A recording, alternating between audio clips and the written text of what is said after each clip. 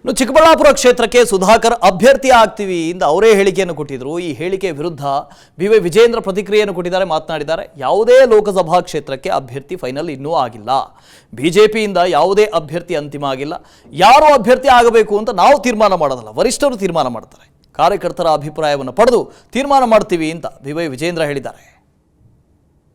ಯಾವುದೇ ಲೋಕಸಭಾ ಕ್ಷೇತ್ರ ರಾಜ್ಯದಲ್ಲಿರ್ತಕ್ಕಂಥ 28 ಲೋಕಸಭಾ ಕ್ಷೇತ್ರಗಳಿಗೆ ಯಾರು ಅಭ್ಯರ್ಥಿ ಆಗಬೇಕು ಅಂತಕ್ಕಂಥದ್ದನ್ನು ನಮ್ಮ ಪಕ್ಷದ ವರಿಷ್ಠರು ತೀರ್ಮಾನ ಮಾಡ್ತಾರೆ.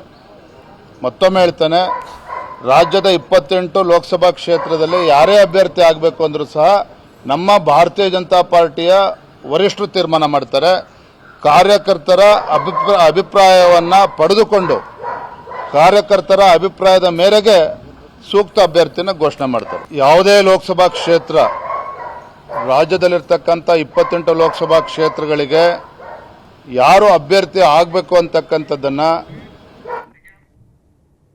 ಯಾವುದೇ ಲೋಕಸಭಾ ಕ್ಷೇತ್ರ ರಾಜ್ಯದಲ್ಲಿರ್ತಕ್ಕಂಥ 28 ಲೋಕಸಭಾ ಕ್ಷೇತ್ರಗಳಿಗೆ ಯಾರು ಅಭ್ಯರ್ಥಿ ಆಗಬೇಕು ಅಂತಕ್ಕಂಥದ್ದನ್ನು ನಮ್ಮ ಪಕ್ಷದ ವರಿಷ್ಠರು ತೀರ್ಮಾನ ಮಾಡ್ತಾರೆ.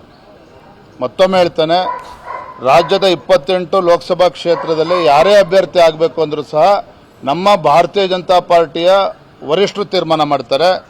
ಕಾರ್ಯಕರ್ತರ ಅಭಿಪ್ರಾಯವನ್ನು ಪಡೆದುಕೊಂಡು ಕಾರ್ಯಕರ್ತರ ಅಭಿಪ್ರಾಯದ ಮೇರೆಗೆ ಸೂಕ್ತ ಅಭ್ಯರ್ಥಿನ ಘೋಷಣೆ ಮಾಡ್ತಾರೆ. ಯಾವುದೇ ಲೋಕಸಭಾ ಕ್ಷೇತ್ರ ರಾಜ್ಯದಲ್ಲಿರ್ತಕ್ಕಂಥ 28 ಲೋಕಸಭಾ ಕ್ಷೇತ್ರಗಳಿಗೆ ಯಾರು ಅಭ್ಯರ್ಥಿ ಆಗಬೇಕು ಅಂತಕ್ಕಂಥದ್ದನ್ನು ಯಾವುದೇ ಲೋಕಸಭಾ ಕ್ಷೇತ್ರ ರಾಜ್ಯದಲ್ಲಿರ್ತಕ್ಕಂಥ 28 ಲೋಕಸಭಾ ಕ್ಷೇತ್ರಗಳಿಗೆ ಯಾರು ಅಭ್ಯರ್ಥಿ ಆಗಬೇಕು ಅಂತಕ್ಕಂಥದ್ದನ್ನು ನಮ್ಮ ಪಕ್ಷದ ವರಿಷ್ಠರು ತೀರ್ಮಾನ ಮಾಡ್ತಾರೆ.